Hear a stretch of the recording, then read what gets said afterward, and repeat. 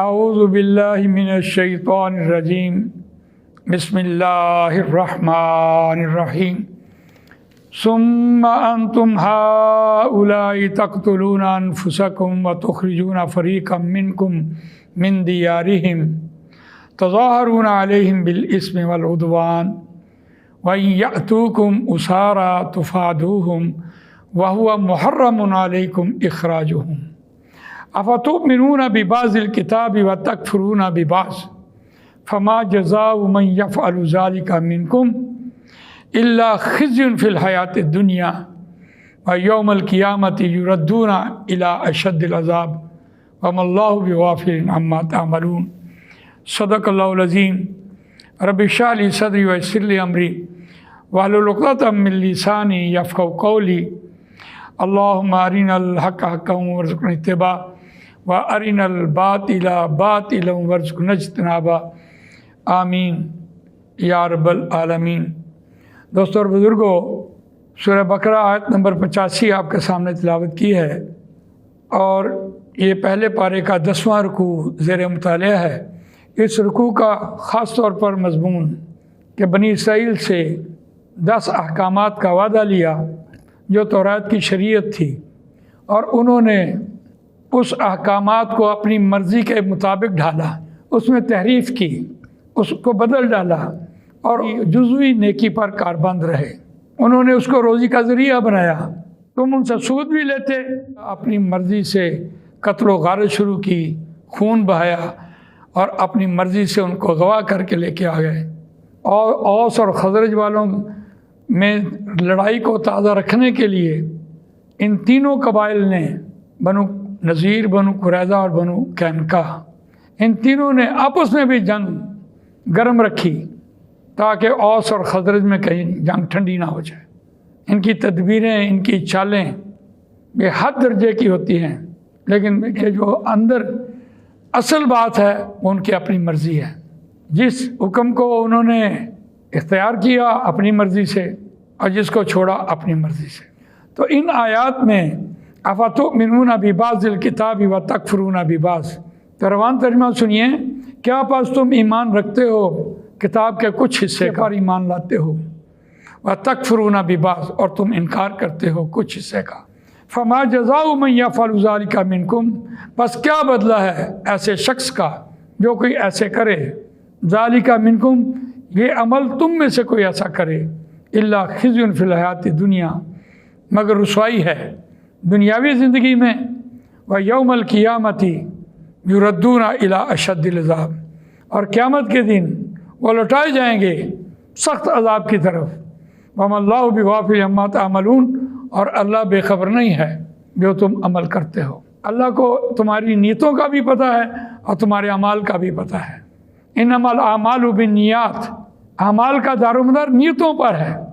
نبی اکرم صلی اللہ علیہ وسلم نے فرمایا کہ اللہ تعالیٰ نے میری امت میں سے ایک چیز نکال دی ہے کہ اگر اس کی نیت بری ہو، اچھا عمل کبھی سرزد نہیں ہو سکتا۔ انہوں نے اپنی مرضی تھوپی اور تورات کے احکامات کو پسے پشت پھینکا اور جزوی نیکی پر زندگی گزاری۔ یہ بالکل اسی طرح ہی ہے جیسے والعصر ان الانسان لفی خسر الا الذین آمنوا وعملوا الصالحات وتواصوا بالحق وتواصوا بالصبر۔ 4 احکامات جو امت مسلمہ کے لیے قرآن مجید میں والعصر میں آئے، ایمان، عمل صالح، تواصی بالحق، تواصی بالصبر، ان چاروں کو بیک وقت کر کے آدمی نے پاس ہونا ہے۔ اور اگر آدمی یہ کہے کہ میں ایمان لایا تو یقیناً، اور عمل صالح، نماز بھی پڑھی، روزہ بھی رکھا، حج بھی کیا، زکوٰۃ بھی انہوں نے دی، لیکن تواصی بالحق اور تواصی بالصبر، حق کی دعوت دینا اور اس پر جو تکلیف آئے اس پر کھڑے رہنا، جمے رہنا، یہ دیکھنے کو نہیں بات ملتی۔ حالانکہ یہ امت کا ٹاسک تھا، کنتم خیر امت اخرجت للناس تأمرون بالمعروف وتنہون عن المنکر وتؤمنون باللہ ولو آمن اہل الکتاب لکان خیر لہم منہ المؤمنون واکثرهم الفاسقون۔ صاف صاف ان سے وعدہ لیا گیا تھا، اور تم بہترین امت ہو جو دوسروں کے لیے نکالی گئی ہو۔ اس کو تواصی بالحق اور تواصی بالصبر کا جوڑ لیں، پھر کھڑے رہنا ہے حق کی دعوت میں تکلیف ضرور آتی ہے، اس کو دیکھیں پھر بات سمجھ آتی ہے۔ کوئی شخص ایک حصے پر عمل کر کے وہ کہے کہ میں پورے دین پہ ہوں، تو یہ تو ممکن ہی نہیں ہے۔ یہ تو یہودیوں کا وتیرہ تھا، ان سے بھی یہی مطالبہ تھا اور امت مسلمہ سے بھی یہی مطالبہ تھا، اور مطالبہ ہے یا ایھا الذین آمنوا ادخلوا فی السلم کافۃ ولا تتبعوا خطوات الشیطان انہ لکم عدو مبین۔ اے اہل ایمان، دین میں پورے کے پورے داخل ہو جاؤ، شیطان کے قدموں کی پیروی نہ کرو، وہ تمہارا کھلم کھلا دشمن ہے۔